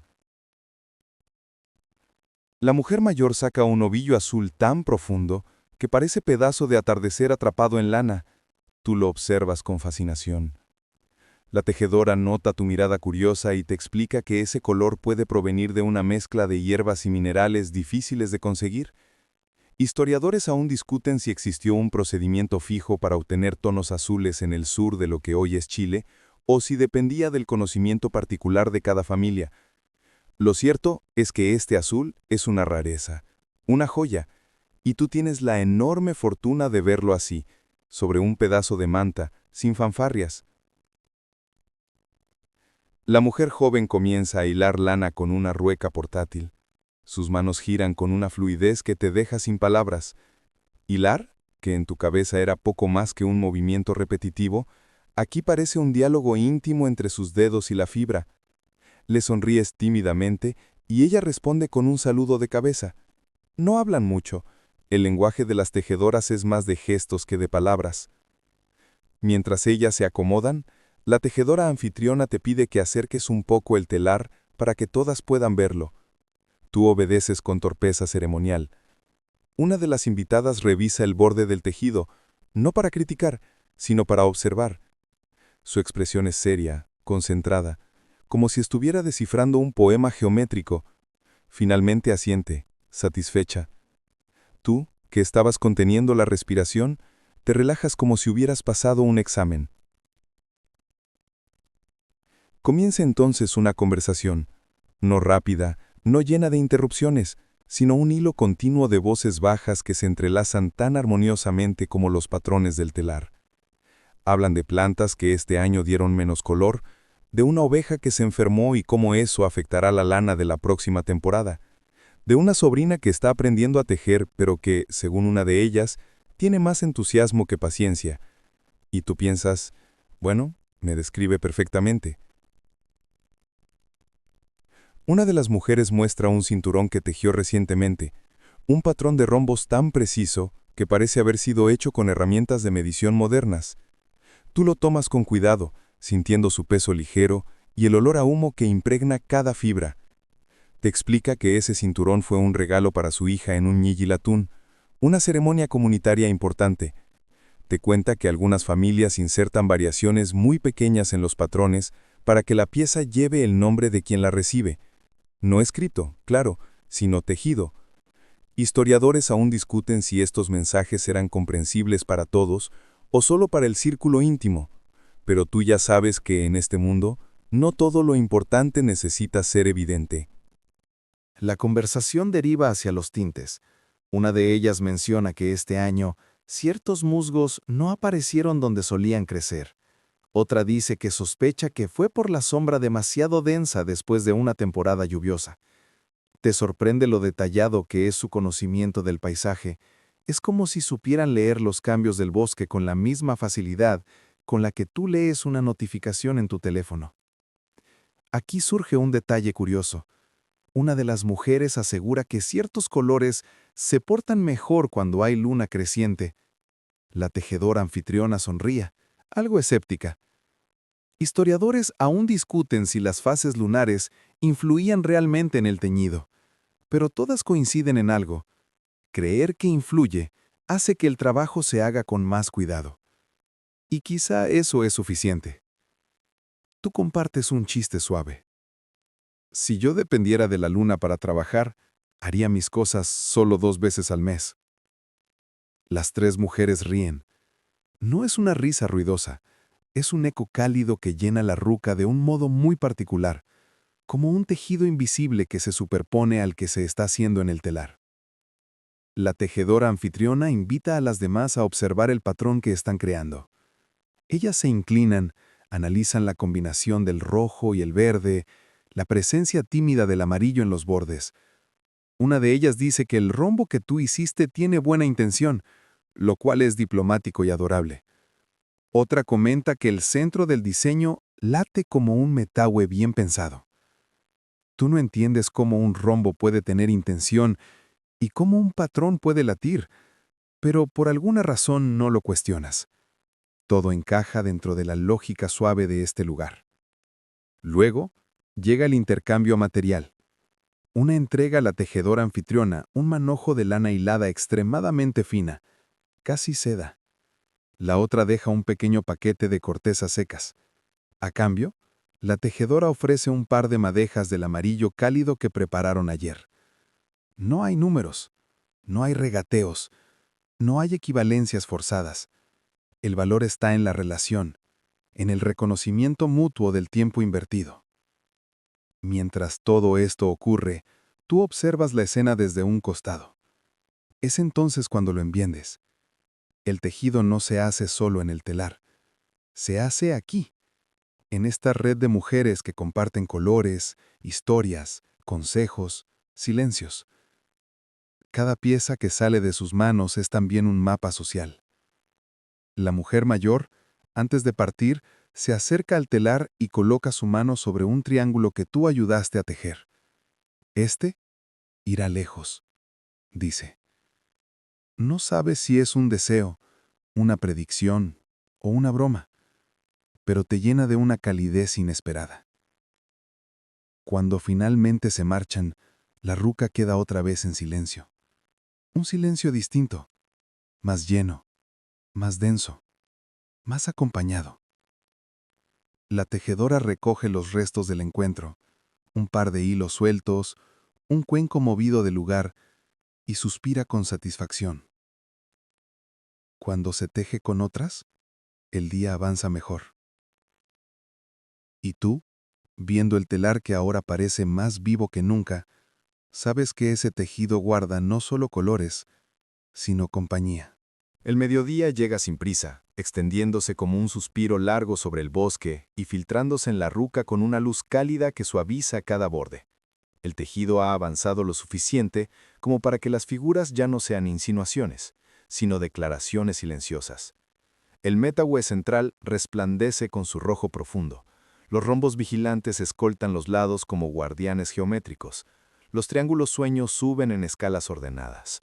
Y tú, que al principio apenas distinguías qué era urdimbre y qué era trama, ahora reconoces cada avance como un pequeño triunfo. La tejedora se acomoda sobre una manta cerca del telar. Toma la lanzadera, respira hondo y continúa. Tú, sentado junto a ella, sigues el ritmo sin intervenir, sintiendo que ya formaste parte de suficientes desastres potenciales por hoy. Afuera, el sol golpea el techo de la ruca y calienta suavemente la madera, llenando el aire de un aroma tibio que recuerda a tardes de verano. El trabajo del mediodía tiene un tempo diferente. No es tan lento como el amanecer, ni tan ceremonial como la tarde. Es un ritmo constante, parecido a ese estado mental en el que te encuentras cuando estás concentrado, pero sin tensión. La tejedora avanza centímetro a centímetro, repitiendo movimientos precisos, midiendo el hilo con los ojos, evaluando su tensión con la yema de los dedos. No hay apuro, pero tampoco pausas largas. Es como si el telar marcara la velocidad perfecta. En un momento, ella suspira y dice: «El mediodía siempre trae claridad. Si hay un error, se ve ahora». Te acercas a observar y, en efecto, notas algo que antes te había pasado inadvertido. En un borde del tejido, un hilo amarillo está apenas más flojo que los demás. Tú lo miras con preocupación, como si fuera una grieta en un edificio entero. Ella, en cambio, lo corrige con 2 movimientos firmes. Los errores de mediodía son agradecidos, se dejan corregir. Historiadores aún discuten si las tejedoras trabajaban más durante estas horas o si preferían la luz suave de la mañana. Algunos relatos mencionan jornadas completas dedicadas al telar, mientras otros afirman que se avanzaba solo en momentos en que el ánimo y el clima lo permitían. Tú, basándote en tu experiencia de hoy, sabes que la luz del mediodía revela cosas que otras horas esconden. Un recordatorio, piensas, de que no todas las horas del día sirven para todas las tareas. Ella continúa tejiendo mientras tú alcanzas la jarra de agua fresca.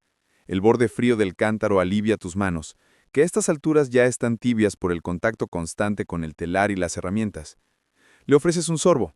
Ella acepta. Bebe con calma y luego, sin decir nada, vuelve a mover la lanzadera. Te llama la atención que incluso beber agua parece tener un ritmo ceremonial en este lugar. Fuera de la ruca, el bosque sigue su propio horario. Escuchas a un pájaro emitir un canto irregular, como si practicara escalas sin convicción. También se oye el sonido distante de hojas secas agitadas por un viento leve. Y de vez en cuando, el ladrido grave del perro somnoliento que conociste antes, vigilando su territorio sin mover más que una oreja. En medio de este ambiente tranquilo, la tejedora te cuenta un detalle inusual. Había ciertos patrones que solo podían tejerse al mediodía. No por superstición, sino porque la luz directa permitía ver mejor cómo interactuaban los colores. Algunos rombos, por ejemplo, se diseñaban para encenderse visualmente solo cuando les daba la luz del sol de manera lateral. Historiadores aún discuten si esta idea era generalizada o solo una preferencia estética de algunas tejedoras. Lo cierto, te dice ella, es que hay textiles que solo muestran su verdadera belleza cuando se observan bajo el sol. Un dato curioso. Algunas tejedoras antiguas decían que si el mediodía estaba demasiado nublado, era mejor detener el tejido. El tejido se duerme, afirmaban. Y aunque tú sabes que no es literal, tampoco dudas de que aquí todo tiene su propio ánimo. Hoy, sin embargo, el sol está perfecto, iluminando el telar sin encandilar. Mientras el patrón continúa creciendo, la tejedora introduce un detalle nuevo. Una serie de líneas diagonales hechas con el verde tenue. No es un adorno, es un rupu, un camino. Representa trayectos, viajes, vínculos. Tú lo miras y te sientes extrañamente conmovido. Ves esa línea verde avanzar entre los tonos rojos y amarillos como si de verdad estuviera cruzando un territorio. Todos los tejidos tienen un camino, dice ella. No sabe si se refiere al textil o a las personas, pero siento que quizá a ambos. Te atreves a preguntar, ¿y si uno no sabe qué camino tejer? Ella se ríe, suave. El camino sale solo. Uno solo empuja la lanzadera. La respuesta te hace más sentido del que quisieras admitir. A mitad de la jornada, mientras ella revisa la pensión del telar, tú haces un comentario en broma. Creo que el telar ya me acepta un poco más. Hoy no me atacó ningún hilo. Ella sonríe, levanta una ceja y responde. No cantes victoria. Recién empieza el día. El calor del mediodía suaviza los colores del tejido, haciéndolos brillar con un tinte casi dorado. Tú te das cuenta de que has pasado buena parte del día simplemente observando, aprendiendo, respirando al ritmo de este arte antiguo. Y sorprendentemente, te sientes más descansado que nunca. Cuando el sol comienza a inclinarse, la tejedora da por terminado el tramo de la jornada. Se aleja un poco, examina el telar con ojos expertos y luego suspira con satisfacción. El tejido creció bien hoy, dice. Y tú, mirando esa combinación perfecta de formas geométricas y colores suaves, sabes que tiene razón. Cada centímetro tejido es una conversación silenciosa entre ella, el telar y el bosque entero. La tarde se acerca, y con ella, un ritmo diferente, más lento, más profundo. El día aún guarda muchas hebras por entrelazar. La tarde desciende con una suavidad casi líquida, envolviendo la ruca en una penumbra dorada donde cada movimiento parece flotar.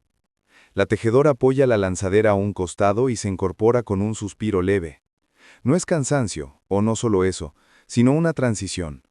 Sabes que viene una parte del proceso que hasta ahora solo ha mencionado de paso, los pequeños rituales que protegen el textil antes de concluirlo. Ella te pide que la acompañes afuera.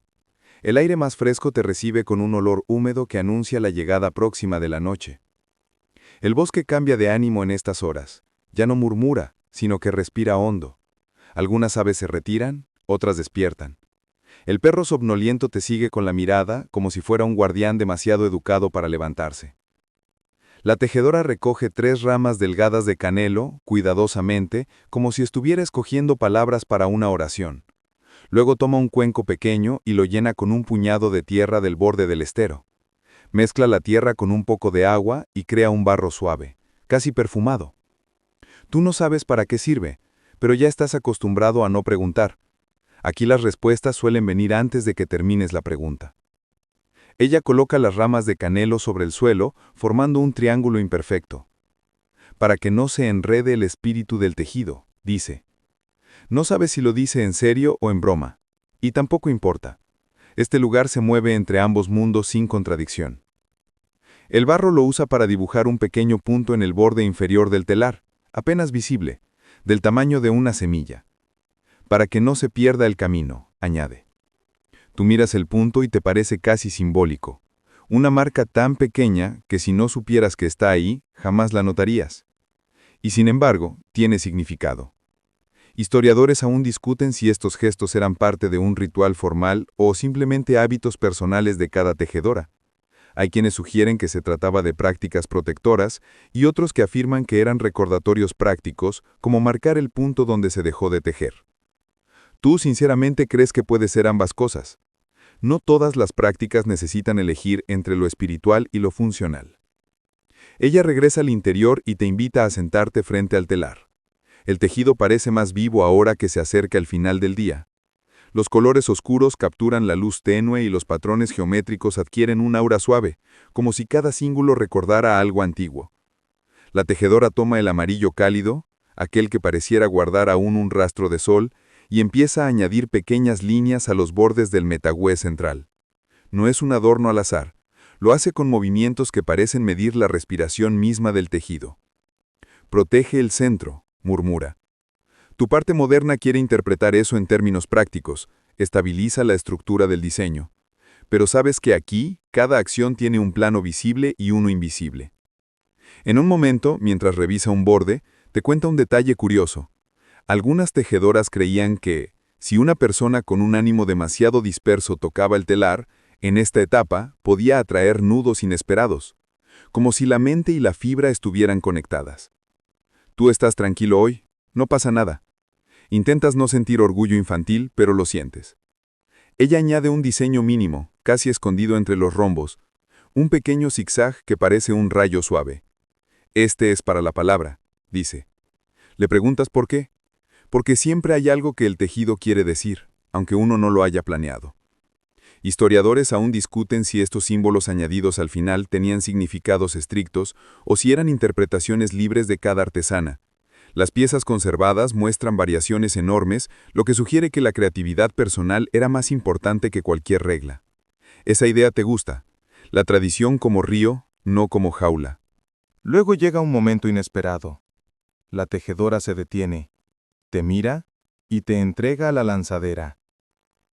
Te toca proteger un borde, dice. Tomas aire. Sientes que este es el equivalente textil a que te pidan sostener un recién nacido. Te sudan las manos, pero aceptas. Tu tarea es simple en teoría.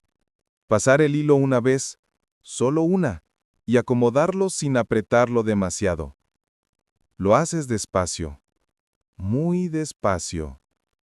La lanzadera avanza entre los hilos con un sonido casi inaudible. Cuando llegas al otro extremo, ella te guía la mano para ajustar el hilo. Así, dice. Y tú notas que esa simple fibra, esa línea mínima, se convierte en parte del tejido para siempre.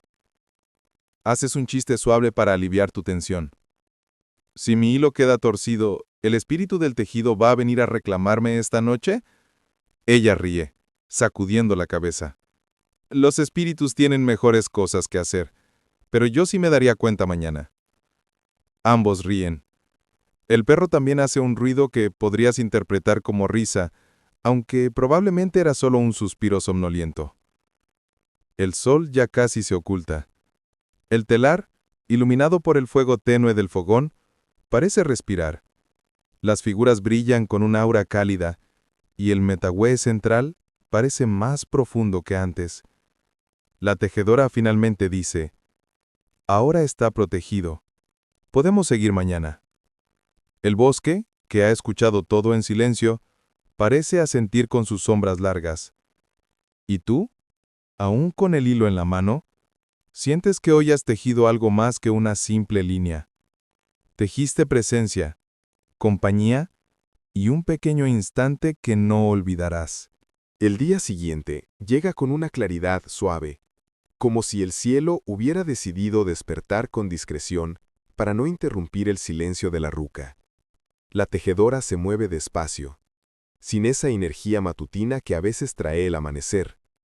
Esta es una mañana de pulido, de revisar, de dar forma final. Y tú, que ya has aprendido a leer el ritmo de este lugar, sabes que hoy no se trata de avanzar rápido, sino de mirar con cuidado.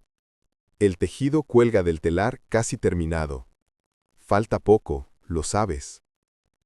No porque te lo haya dicho, sino porque la pieza misma parece estar cerrándose, como si hubiese encontrado su equilibrio.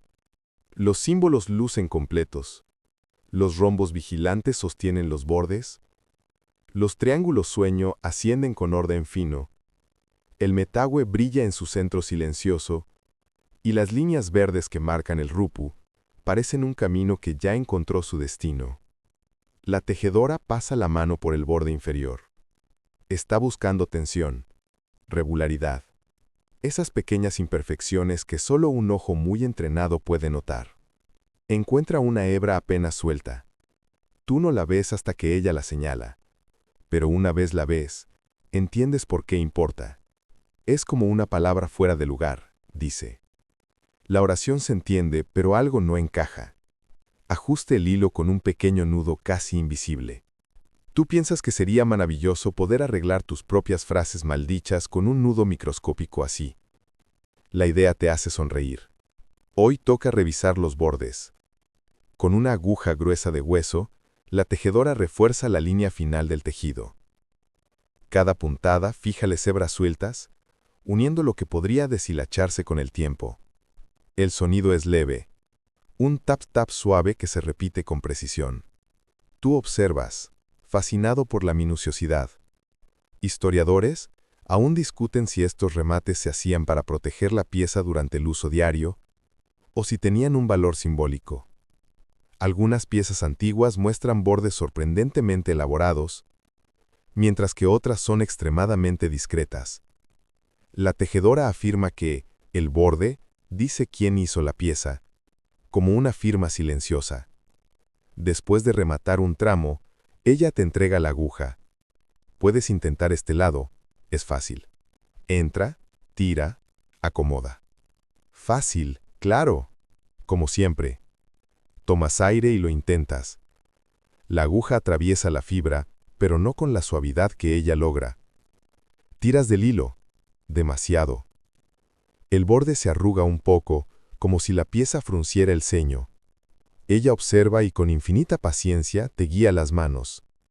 No la obligues, dice. Las fibras escuchan. Si aprietas, se tensan contigo. Le haces un chiste. Entonces mis calcetines deben estar traumatizados. Ella ríe con esa risa breve que ya te resulta familiar. El borde se suaviza con tus intentos, y aunque no está perfecto, ella asiente satisfecha. Tiene tu mano, dice. No sabes si eso es bueno o malo, pero su voz es tan cálida que decides asumir que es algo bueno. Luego pasa a los nudos finales. Te cuenta que hay dos formas de concluir un tejido.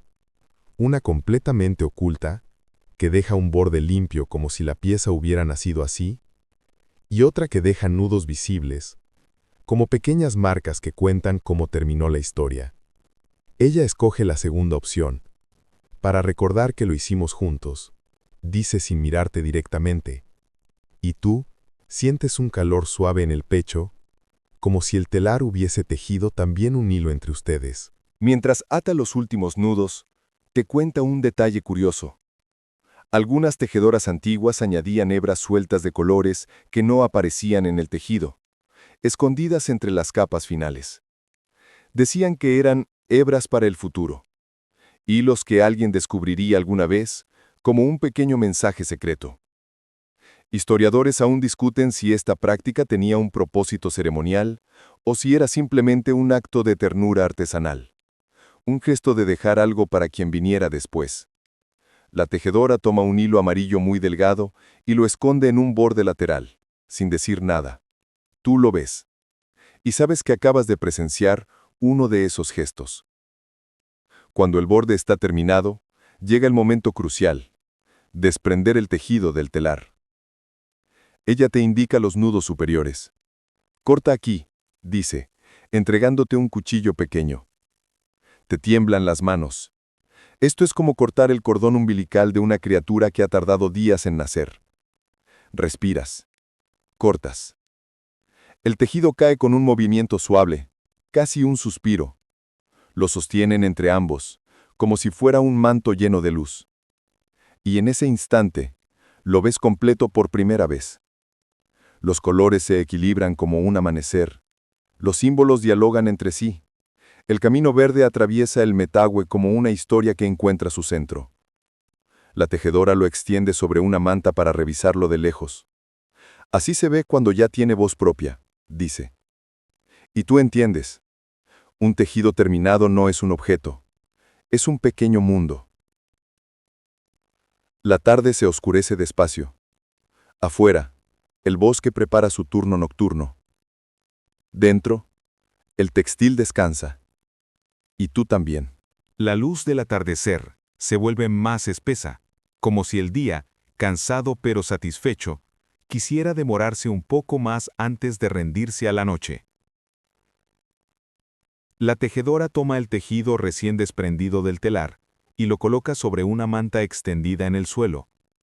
Tú te sientas frente a él, todavía sorprendido por lo completo que se ve cuando ya no está atrapado entre los postes del telar. Es como ver a alguien ponerse de pie por primera vez después de un largo sueño. Ella pasa la mano por la superficie y el tejido responde.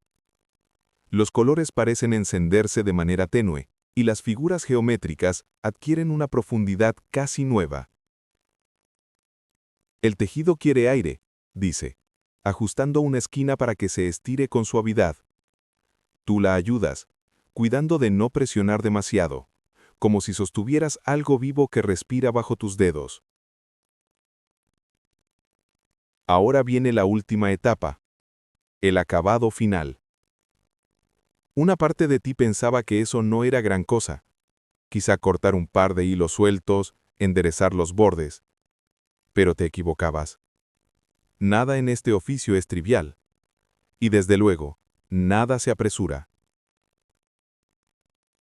La tejedora revisa primero las uniones invisibles del tejido. Te señala un punto donde dos colores se encuentran. Mira cómo se abrazan. Si queda un espacio, entra el frío. No sabes si lo dice de manera literal o simbólica, pero igual te conmueve. Ella ajusta ese cruce con la punta de una aguja fina, y la fibra se acomoda como si entendiera el gesto. Después vienen los nudos finales. A diferencia del remate del día anterior, estos son nudos mínimos, casi imperceptibles. Los hace con una precisión que parece desafiar el paso del tiempo, como si sus manos hubieran memorizado la forma exacta de cada movimiento décadas atrás. Tú los observas con atención, tratando de aprender, sabiendo que no podrías repetirlos con la misma armonía aunque te dieran un mes entero para practicar. Entre puntada y puntada, ella comenta un dato histórico que no esperabas. Ciertos tejidos se entregaban recién al amanecer para que tomaran la primera luz del día. Historiadores aún discuten si esa práctica tenía un propósito ritual o simplemente práctico. Quizá la luz suave hacía más fácil ver los detalles, pero la tejedora lo dice como quien conoce un secreto del mundo. Cuando termina los nudos, te pasa una tijera pequeña. Corta este hilo, dice. Es un hilo único, casi ceremonial, que había quedado suelto a propósito. Tú lo cortas y sientes una especie de cierre simbólico, como si el tejido hubiera estado esperando ese gesto para darse por terminado. Luego llega el momento del peinado. Ella toma un pequeño cepillo hecho con fibras naturales y recorre la superficie del tejido con movimientos largos y suaves. El color respira bajo el cepillo. Las fibras se alinean, se suavizan. Así se despiertan los tonos, dice. Tú bromeas. Pensé que se dormían con el viento. Ahora resulta que también se despiertan. Ella arquea una ceja, divertida. Los colores tienen vida, ya lo viste, pero son tranquilos, no muerden. Mientras peina, añade un último toque. Una línea finísima de lana sin teñir en uno de los bordes laterales. Para recordar de dónde viene la lana. El color es viaje, el blanco, origen. Ese detalle te parece tan poético que te quedas un rato en silencio, escuchando el sonido del cepillo y el fuego que chisporrotea detrás. Finalmente, la tejedora levanta el tejido y te invita a sostener el otro extremo. Lo hacen juntos, extendiéndolo frente a la puerta abierta de la ruca. El cielo está entregando sus últimos colores del día.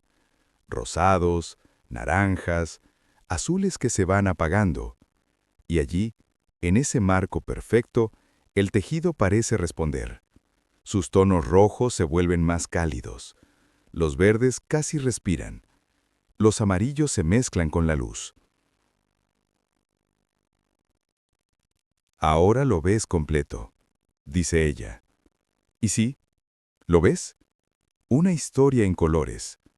Una memoria viva del bosque, del fuego, de la lana, de tus manos torpes que aportaron lo suyo y de las manos expertas que guiaron todo. Ella dobla la pieza con cuidado y la guarda en un paño suave.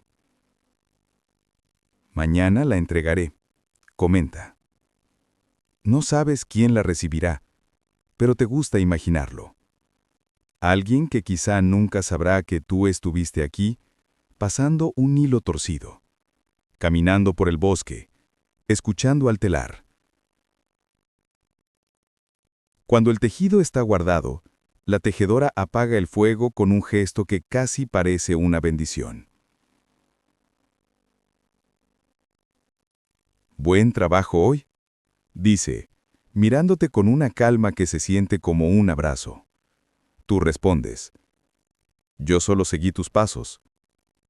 Ella niega suavemente. «No, también seguiste a los colores».